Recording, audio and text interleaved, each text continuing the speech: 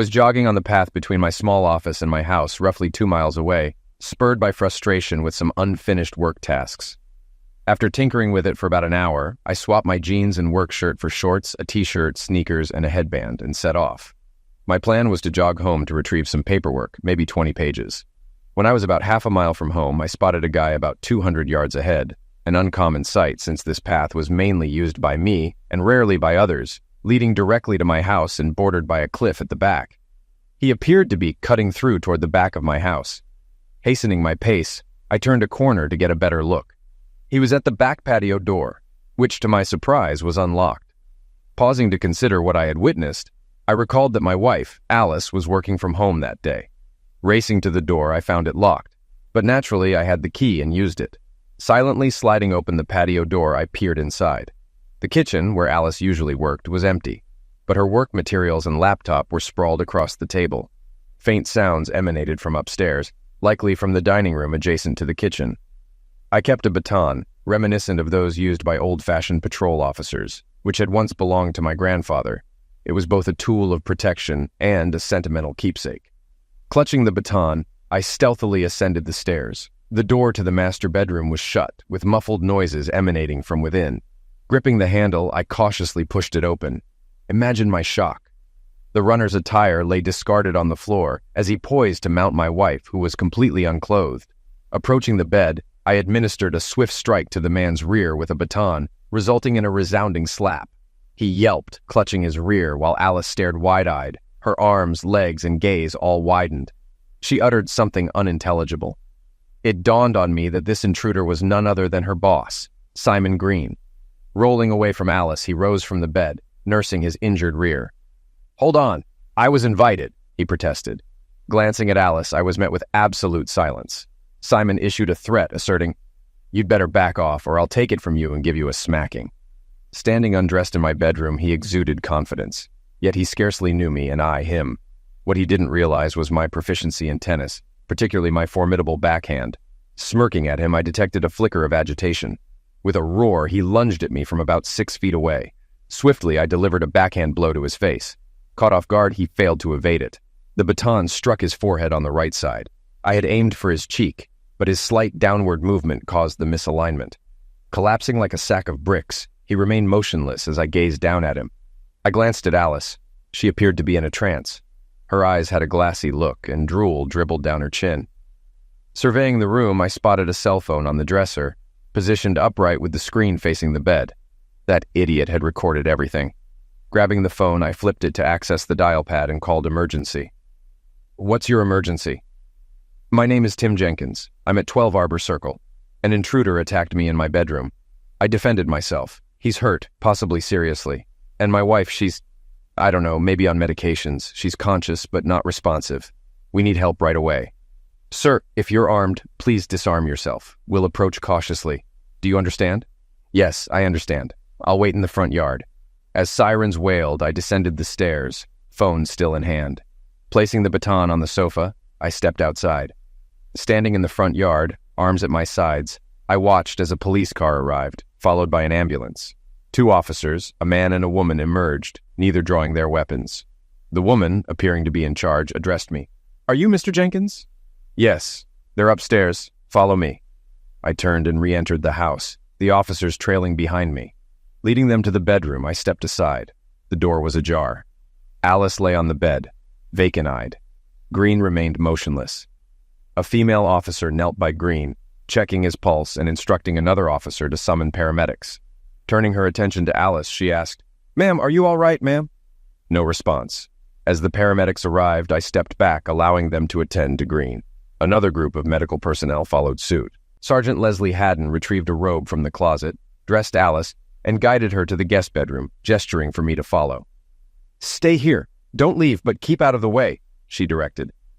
I retreated to the kitchen, scanning the surroundings. Using a small computer from my desk drawer, I transferred the video from Green's phone and backed up its contents. Sending the video to my office via email, I powered down the phone and left it on Alice's desk. From the kitchen entrance, I observed as the paramedics transported Green out the front door, loaded him into the ambulance, and sped away. An unfamiliar policewoman guided Alice to the living room, keeping her apart from me. Alice walked with her head down, clad in a robe and sneakers. Sergeant Haddon joined me in the kitchen, accompanied by the plainclothes detective, an older, slender man named John Dempster. She introduced him, though we were already acquainted. While my legal focus had shifted to civil matters, I had previously handled criminal defense cases, collaborating with Detective Dempster. I held him in high regard and felt we had a good rapport. "Hi, Tim. I'm sorry for what occurred. Do you recognize the person you struck?" "My wife's boss, Simon Green." "Do you have any details about his residence?" "We have his belongings, sports gear, and credit card, but no ID." "I don't know much about him, John. Last I heard, he was married with kids in school, maybe a year ago." "Was there any indication of a romantic involvement between him and your wife?" "Not until today." "Could you recount the events leading up to the incident?" I recounted everything from my decision to go for a stress-relieving run to the moment I dialed emergency, leaving no detail out. "I had no motive for this." "Did you recognize Green when you were outside?" "No, it wasn't until he got out of bed that I realized who he was." "You struck him on the rear!" "Yeah, I didn't intend to cause serious damage, but I wanted him away from my wife, no matter her wishes." "But then you strike him again. Why?" "As I mentioned, he threatened to take the baton and attack me with it. Then he charged at me with a roar." "Roared?" "Yeah, I guess he was trying to intimidate me. It worked. I aimed lower, not at his forehead. He must have ducked or lowered his head." "All right, your wife isn't implicated. We're testing her for medications. Once she's lucid, she should corroborate your account." "You know, John, this phone belonged to Green. He likely recorded the encounter. The struggle might be captured on video. Why is it here?"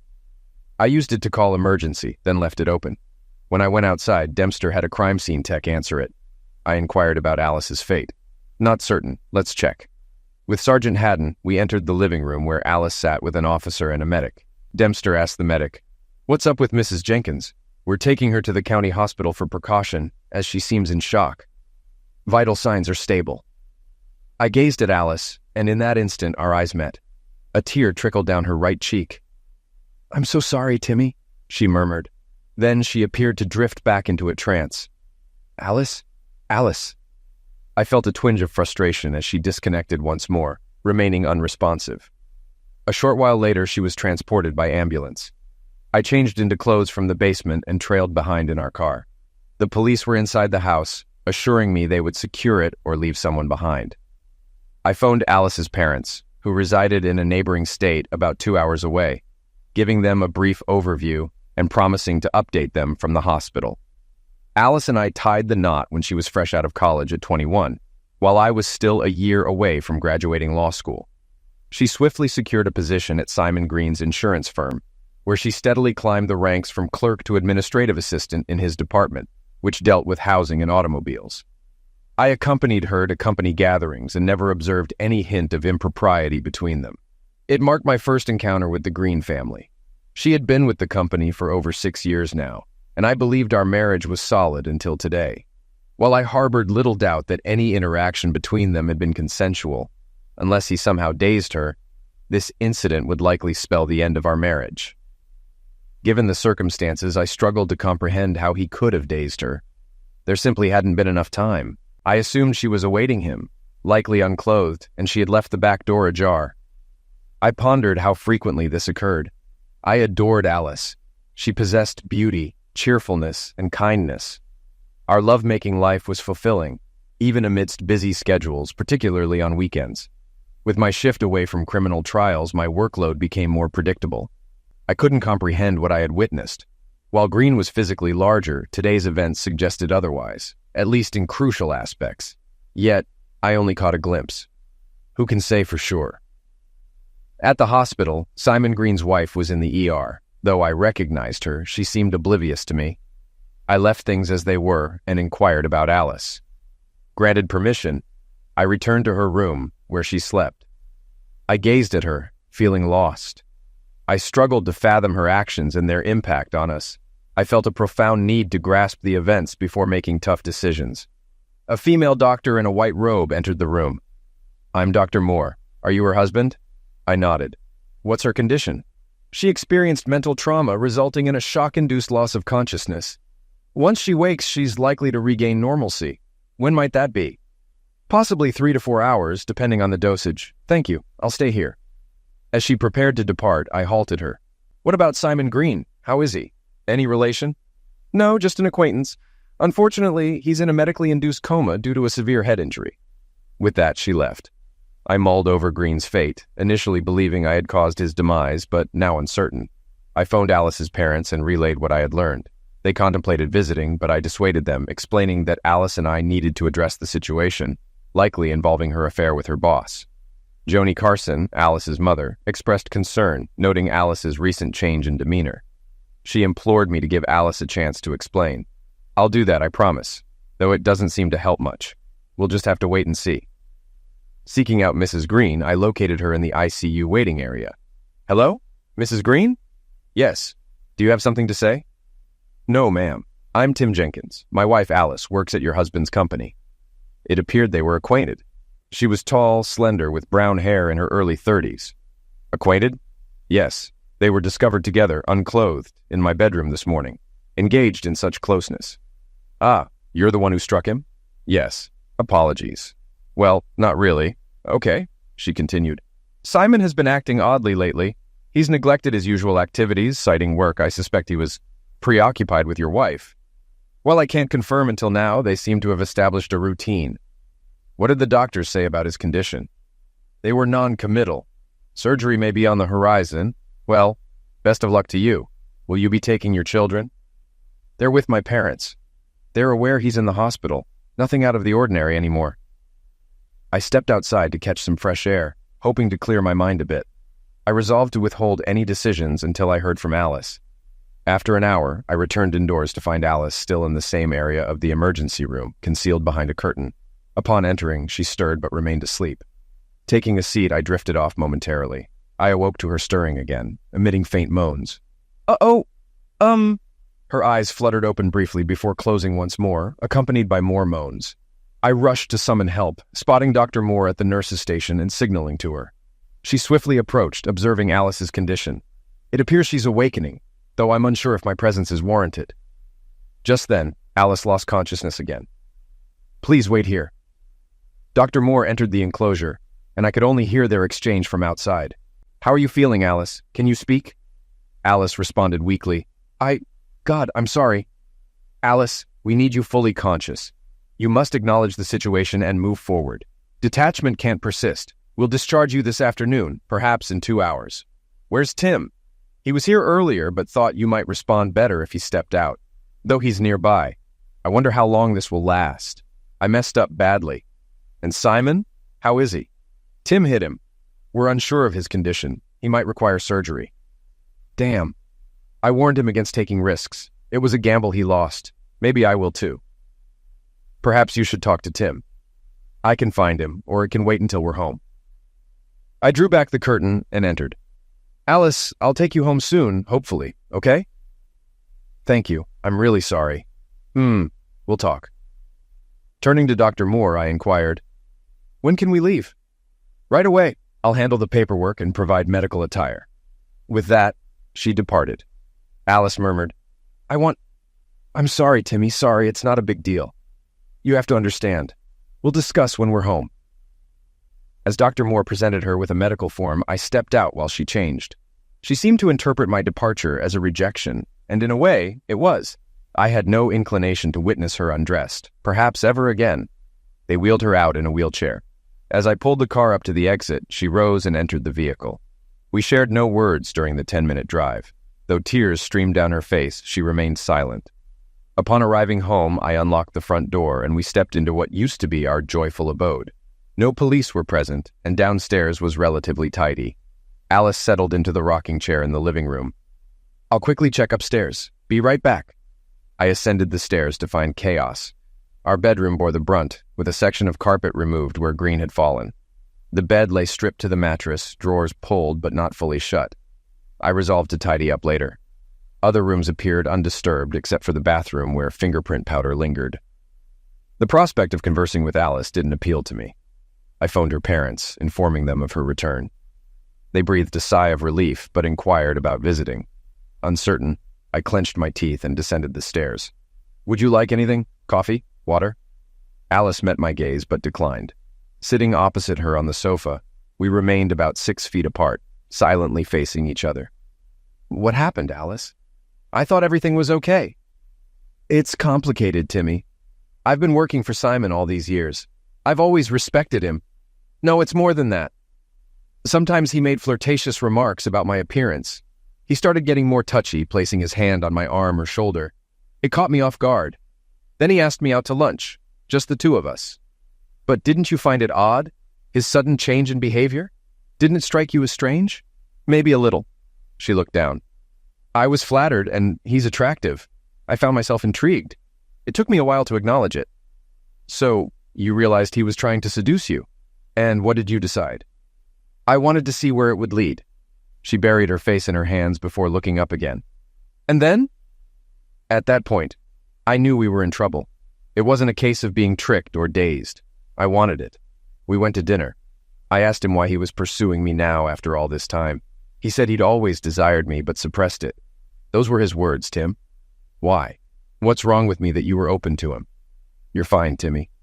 He claimed he wanted me more than you, that I was routine to you but exciting and new to him. Just the thought of it turned me on. Why didn't you talk to me about this? What could I have said? I'm considering cheating for some excitement. It never crossed my mind. How many times did you two have lovemaking, Alice?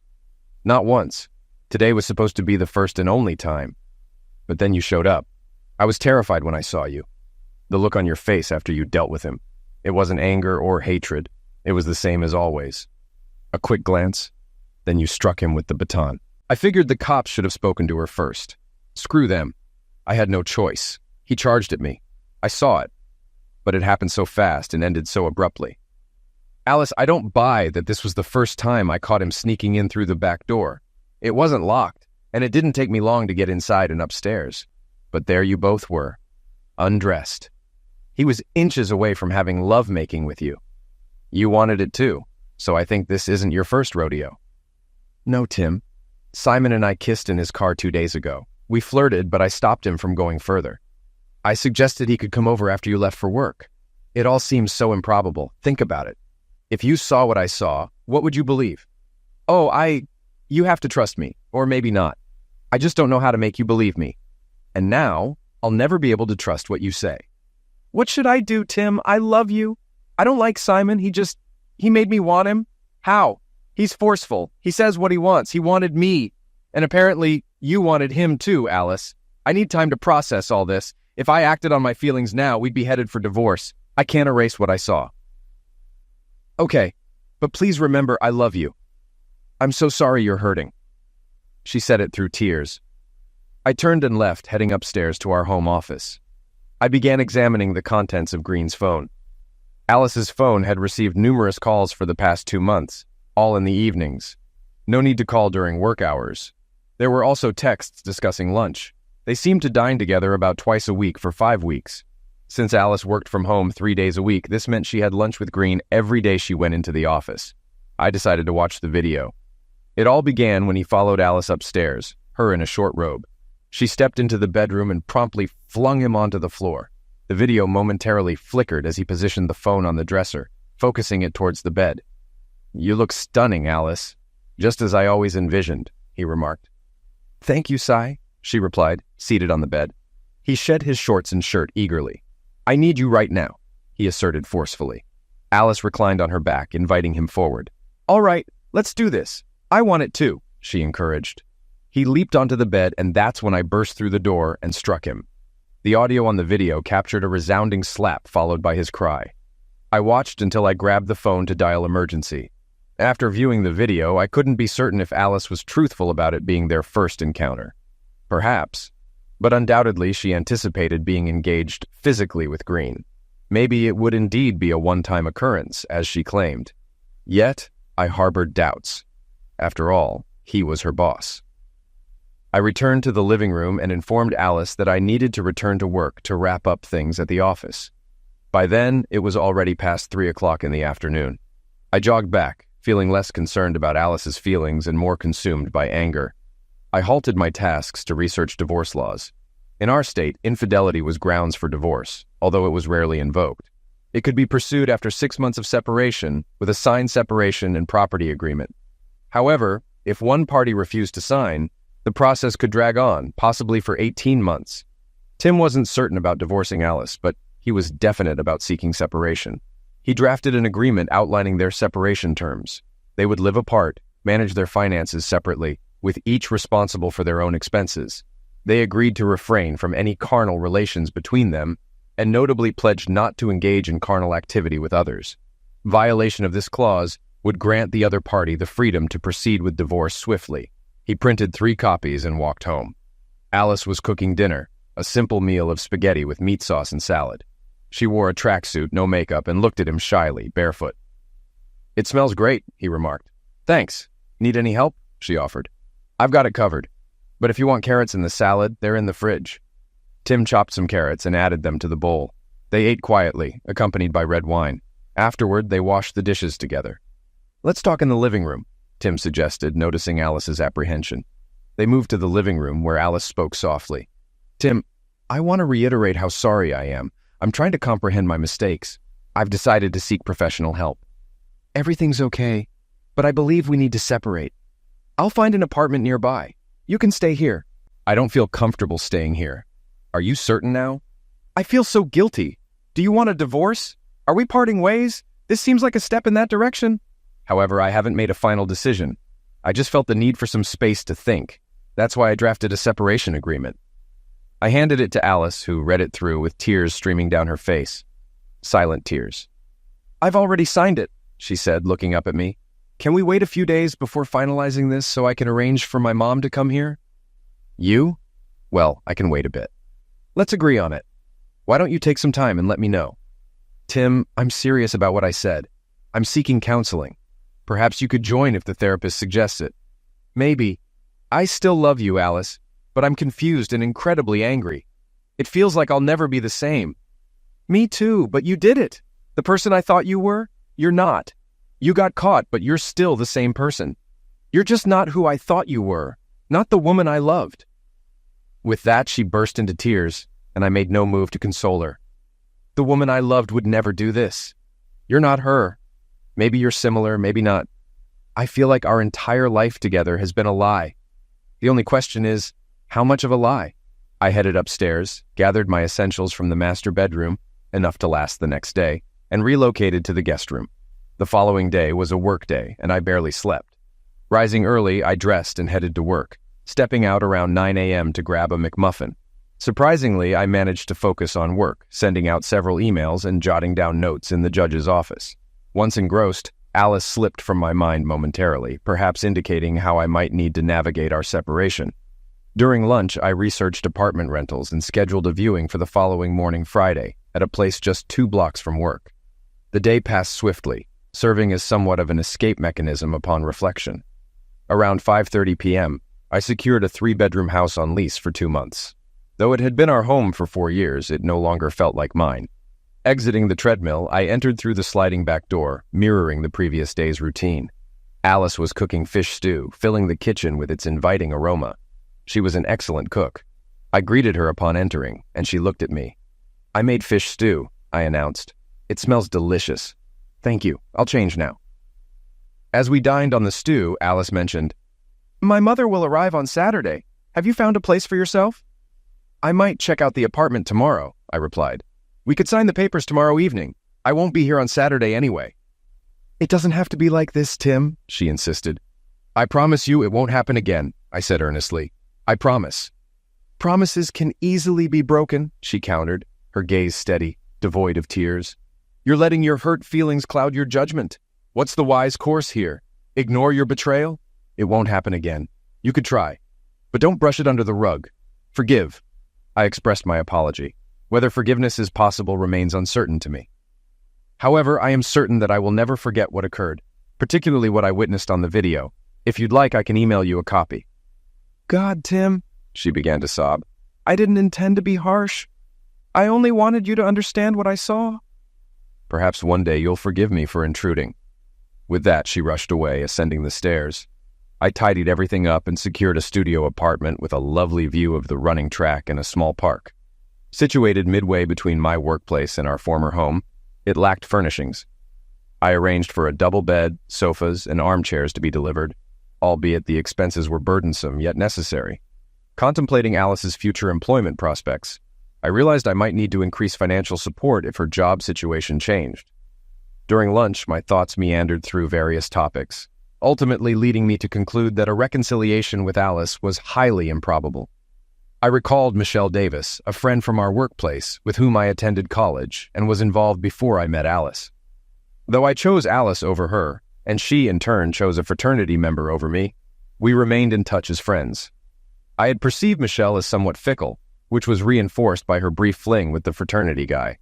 She ended the relationship as swiftly as it began.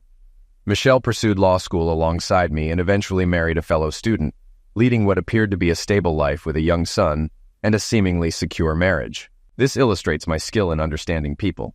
I dialed her number. "Shelley, it's Tim." "Damn, Tim, what's up?" "I heard you confronted Green." "Not my doing. Self-defense." "Tim, I'm free for lunch."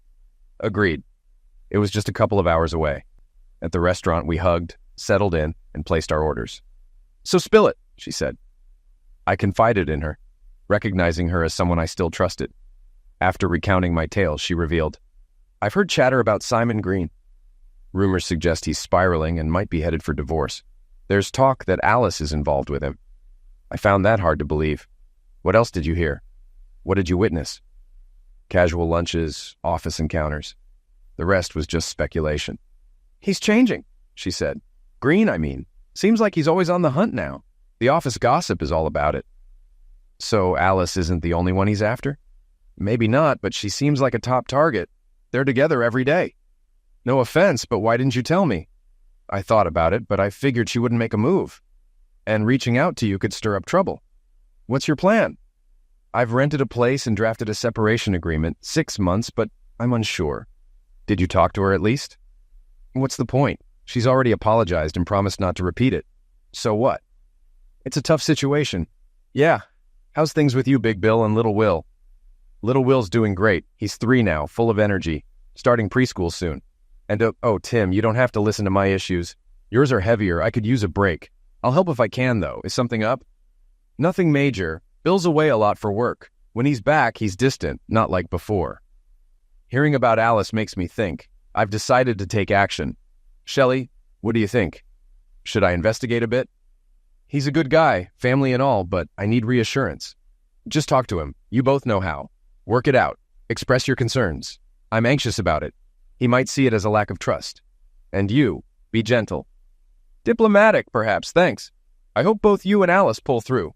We weren't friends in school for reasons you know. Still, I thought she was good for you." After lunch, we hugged and parted ways. I hoped Shelley would stay safe. I heard Alice was back at work, which was a relief. She hadn't been fired. I was increasingly sure that it was the end for Alice and me. We were solely committed to each other, with no kids. She didn't hold up her end of the deal, so it was over. I didn't want to start fresh with new responsibilities. It was a sad realization, but it felt right. Since I moved last Saturday, I haven't contacted Alice. It's been a week. She left 3 voicemails asking to talk. I never responded. She texted that she's on probation at work but still employed. I strolled by the house the next Saturday afternoon, headed straight to the patio door and knocked. Tess, Alice's mother, was in the kitchen and opened the door upon seeing me. "Hey, Tess, is Alice here?" "She's out. She'll be back soon." "Look, Tess, Alice is really confused about everything. Have you made any decisions?" "I just wanted to talk to Alice." "Tess, where'd she go?" Tess seemed a bit flustered. "She's with a friend." "Tess, you're not fooling anyone. Who's the friend? Did she stay here or somewhere else?" "Tim, she wasn't doing well. A friend came by and they went out to eat." "Tess, was that dinner last night? You can't keep this from me." I noticed she was blocking the kitchen door on purpose. I headed towards the front door, and a new Mustang pulled up, driven by a blonde guy. He got out, circled the car, and opened the passenger door for Alice, who looked ready for a date. I rushed over. "Hey, Alice, came to see you." She spun around, shocked. The guy appeared uneasy and concerned. "Timmy, this is James from work. He drove me last night." I remained composed, but there was an edge to my voice that seemed to unsettle them both. James started to retreat. "Look, man, I don't want any trouble. I was just trying to help." "Cut the act. You got what you wanted. Stick around and you'll get more than you bargained for." He was my height and younger, and I noticed him stand taller. Clearly upset, Alice yelled, Stop! Just stop! James, it's time for you to go, I said. Sure thing, Alice, he replied with emphasis on you. He chuckled, quickly got back in his car and drove off. I looked at Alice. You didn't even last a week without breaking the agreement about no lovemaking. I'll bring this up when the papers are ready for you to be served. Tim, I'm sorry. I was vulnerable and knew we were broken up. But I do love you, even if it doesn't seem like it. You just needed some excitement, didn't you? What happened to you? We don't need to talk anymore. Get a lawyer. I turned and walked away, taking the path around the back to go home. It was a straightforward decision, though I was taken aback. We'd been together a long time without any of this. She was attractive, and men probably noticed her often. I wondered why she'd started giving in to them now, heading back to my room. I decided it might always remain a mystery. Or maybe I'd ask her. Mom. I managed to catch Tess alone about a week after my last visit. I'd slipped into the house when Alice was likely at work and knocked on the patio door. Tess let me in. Why are you here, Tim? I wanted to understand what happened, if possible. We were doing great, and then she changed. Any idea why? Perhaps she struggled with self-esteem. Growing up, she wasn't seen as attractive by boys. Throughout high school, she was flat-chested and thin. Her two friends developed faster, becoming popular cheerleaders. Alice lagged behind in popularity and drifted from them. But at 17, she changed, filled out in all the right places, and her acne cleared up. Suddenly, boys noticed her. She went to prom with a football player, lost her pureness at 18. And that summer was wild, going out with friends and boyfriends. I worried about pregnancy, but she used birth control. As far as I know, she stayed healthy, I explained. However, in college when we met, she didn't seem overly eager carnally. She seemed normal, but was more experienced than me. She was clear about her likes and desires. Since we started dating, she's been faithful.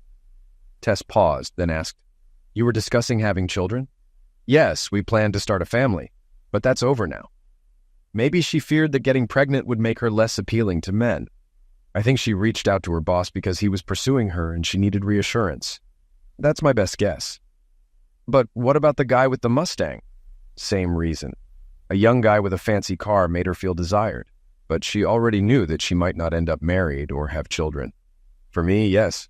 Don't know. Maybe she was just craving excitement. How long will you be around? Not too long. Take care, Tess. I departed. The divorce proceeded smoothly. Alice moved out of our rented place to another apartment across town, closer to her job. We lost touch. After the divorce hearing, as we were leaving the courthouse, Alice approached me. Let's grab lunch, Tim, she said. Actually, I'll treat. There's something I need to say. All right. We chose Red Lobster. I had an appetizer, she had soup, and she looked at me after we ordered.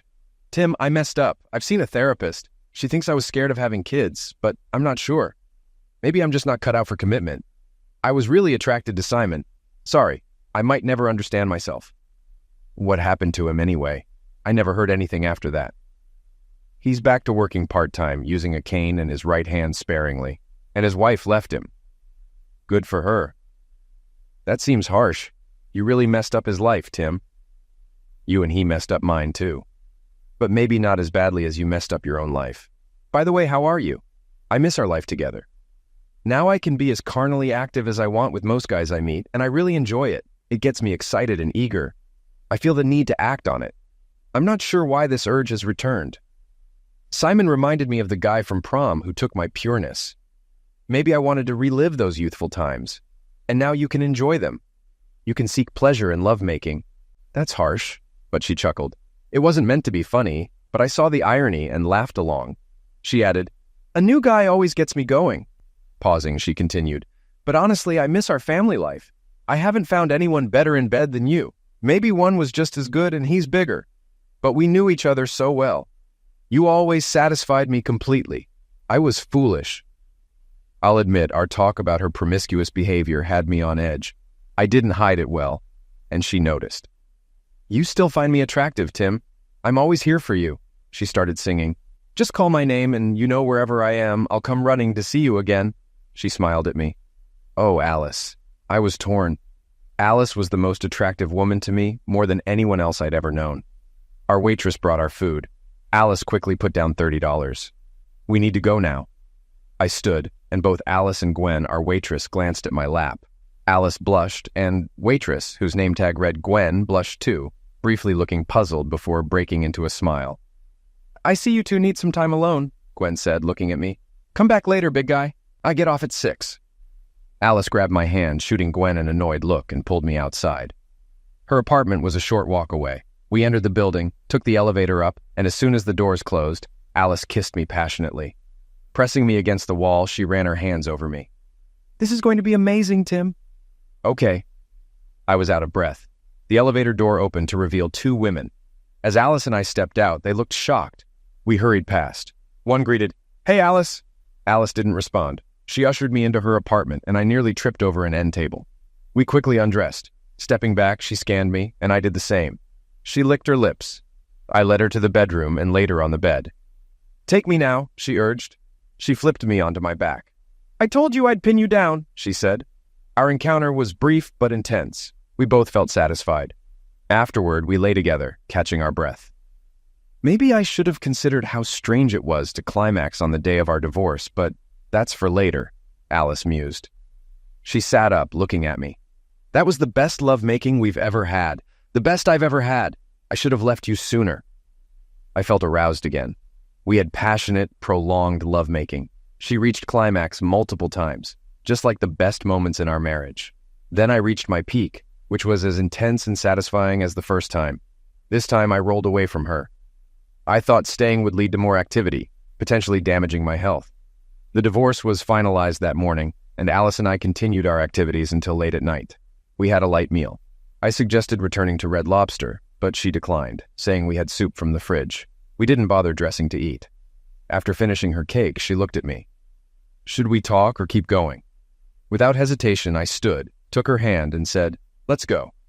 We repeated this several times, all of which were incredible. Some encounters were slow, some intense. We both knew each other's triggers. Sometimes it felt like a battle to see who could make the other give in. Neither of us won, but it was thrilling. The next morning, we were engaged physically again before she made breakfast. As we ate, I felt we needed to discuss our situation. "Alice, I hope we can maintain this," I said. "Timmy, I realize now that marrying was a mistake," she responded. "I tried to keep my promise to be faithful, but I've learned I can't. That doesn't mean I want you out of my life. I wasn't joking when I referenced the James Taylor song. But there will come a time, Alice, when I'll want to settle down and have kids. Maybe that's what led you to other men. So I enjoy being with you physically. You're the best, and you'll likely remain the best I've ever had. I believe we could continue this until one of us decides to stop," she concurred. Over the weekend, we stayed in bed, taking short breaks only to eat, shower, and use the bathroom. On Saturday afternoon, there was a knock at the door. Alice donned her robe and answered it. It was the woman from the elevator, Maisie. She was older, but looked good. "Alice, I haven't seen you in a while. I just wanted to make sure you're okay," Maisie said. "I'm doing quite well, Maisie," Alice responded. "Very well, actually." She smiled at me, and Maisie glanced over too. "I get it. Enjoy yourself. You're fortunate, Alice. I won't worry anymore. Thanks." Alice closed the door softly and giggled. "You really gave her a good view. Maybe you should have invited her in for coffee. She might have liked it with cream," I teased. "I can't let that happen. Too much cholesterol," she retorted, pulling off my shorts. On Monday, we both returned to work without resolving anything. All day I mulled over our situation. I'd never consider a lasting relationship with Alice. We couldn't form a real partnership. However, as long as our chemistry was strong, I was willing to continue. Until I found someone I wanted to marry and start a family with, I'd tread carefully. Alice had taught me a tough lesson. Still, I desired a family and kids.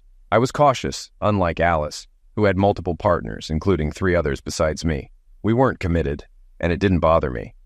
Actually, the idea of her being promiscuous was somewhat exciting. I made sure to get tested regularly for STDs, and all results were negative. By the way, I ran into Maisie after leaving Alice's one day. We had a brief encounter, I confessed. Maisie gave me a knowing look. "Hey there, I remember you, and you certainly left an impression," Maisie remarked. "I recall you too, Maisie. Alice mentioned you're divorced," I said. "Yes, it's been a year and a half. Being single at my age isn't easy. You look fantastic, no matter your age. Care to invite me in? I'm certain about it." "You're Tim, aren't you?" Maisie inquired. "That's me," I confirmed. We headed up to the fourth floor where Maisie's apartment was directly across from Alice's. As we reached Maisie's door, Alice emerged from hers, spotting us and bursting into laughter. "You're quite the catch, Tim. I never would have guessed when we were married," Alice commented, glancing at Maisie. "Enjoy yourself, Maisie. Tim's quite the catch." With that, she sauntered off gracefully. Though Maisie showed interest in both Alice and me, she first led me to a well-furnished bedroom. Maisie was 40 with a college-age son and a daughter working downtown. She was skilled in closeness, and I genuinely enjoyed our time together. I departed the next morning, promising to stay in touch. A promise I kept. I truly enjoyed my time with her. Curiosity piqued about the other women on the fourth floor, but I never got around to meeting them. One day, while passing the courthouse, a woman approached me and said, "We've never met before." She seemed puzzled. I recognized her, Gwen, the waitress from Red Lobster. "You're Gwen, right? You served us when we dined there." "Ah, now I remember. It's odd I forgot, but I didn't really see your face then." "I'm Tim. Are you still at the restaurant?" "Part-time. I also do some modeling." Gwen was an attractive blonde with a slender figure, well-defined hips, and blue eyes. "I recall you mentioned meeting up at 6, but Alice and I spent the whole weekend together," I said. Are you two back together?" she inquired. "No, Well, that day we met you was right after our divorce was finalized in court. It seemed to reinvigorate us, as you observed," I clarified. "That's odd. Are you two still seeing each other?" Gwen asked. "We're dating. We're compatible in some ways, but not in others," I replied. She smiled. "Maybe you should take me out sometime. I'm off today." "I like the sound of that. How about dinner at my place tonight? I'll cook," I suggested. "Sounds great. I'm looking forward to it, Tim." That evening, she arrived around 6:30, looking stunning in a chic evening dress and sandals. I prepared fried chicken and fried rice for dinner, and we had a good conversation. She was 25, juggling work as a model for various clothing magazines and a waitress. While she wasn't married, she had ended a long-term relationship about 10 months prior. At that time, I was 34, working at a successful law firm and living independently with a good car. I had separate relationships with Alice, Maisie, and a woman from the courthouse, but I was ready for commitment and found Gwen appealing. I decided to pursue a relationship with her and see where it went. On our first night out, we agreed I'd drive her home, and she kissed me at her doorstep. While I was thrilled, she didn't immediately take things to the bedroom. As our relationship progressed, I found myself falling for her. She was both attractive and intelligent, and I believed she felt the same way about me. By our third date, we became engaged physically. It was a beautiful experience. I felt a connection, and she seemed to appreciate it. That night, I decided to end things with the other women I'd been seeing. A few weeks later, after a particularly intense engaged physically encounter with Gwen, she revealed she enjoys rougher experiences at times, something we both liked, as do many others, I assume. "Gwen, I've shared about my past marriage and its issues, but now I think I'm in love with you," I admitted. "I've stopped seeing other women." "I'm glad to hear that. Since meeting you, you're the only guy I've dated. I haven't even kissed anyone else. I really love you, Tim, but I'm concerned about your trust issues regarding fidelity. Will you always have doubts about me? If I commit to being only with you, I'll stick to it," she asked. "I'd be dishonest if I said I wasn't concerned, but if you assure me I'll do everything I can to address my trust issues." "All right, it's a deal. I'll remain faithful and you will too." "That works," I agreed. 2 weeks later, I proposed, and we tied the knot 3 months after that. While her parents lived in Chicago, we chose to have the ceremony locally. It was modest. I invited Alice and Maisie. I introduced Gwen to Alice shortly after proposing. Alice was cordial, but I could tell she felt a bit downcast. Our connection wasn't based on love, but I knew she'd miss our engaged physically moments. I would have felt the same way. Gwen and I chose the Bahamas for our honeymoon, which was fantastic. Afterward, we moved into my apartment and things went smoothly. We soon decided to start a family and were blessed with 2 children in 3 years, Thomas and Eileen. I became a partner at my firm and purchased a house in a nearby suburb. I stayed in touch with Alice, not the one with whom I'd been engaged physically. She wed a coworker named Larry Gibson a year after Gwen and I tied the knot.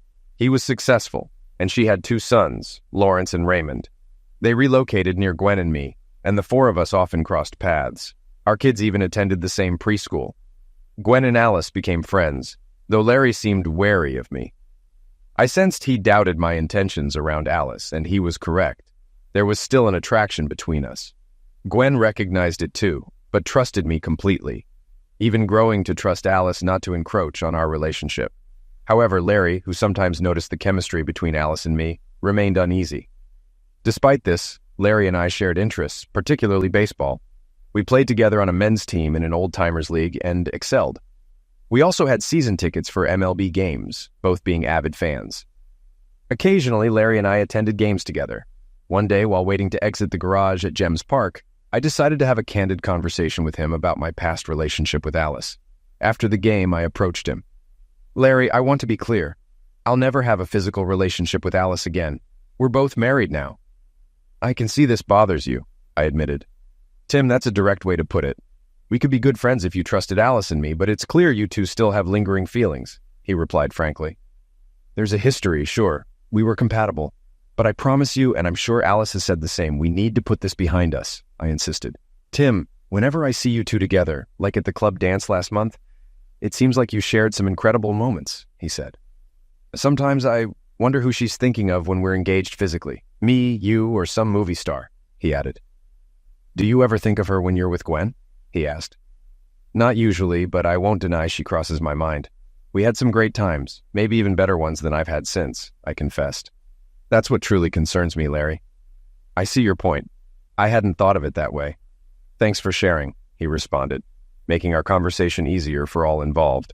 However, I wasn't entirely truthful. The closeness I had with Alice post-divorce was unparalleled. It still crosses my mind, especially when I see her, and I suspect she feels the same. Maybe if we're both in our 80s and circumstances change, we'll see if we can rekindle that passion.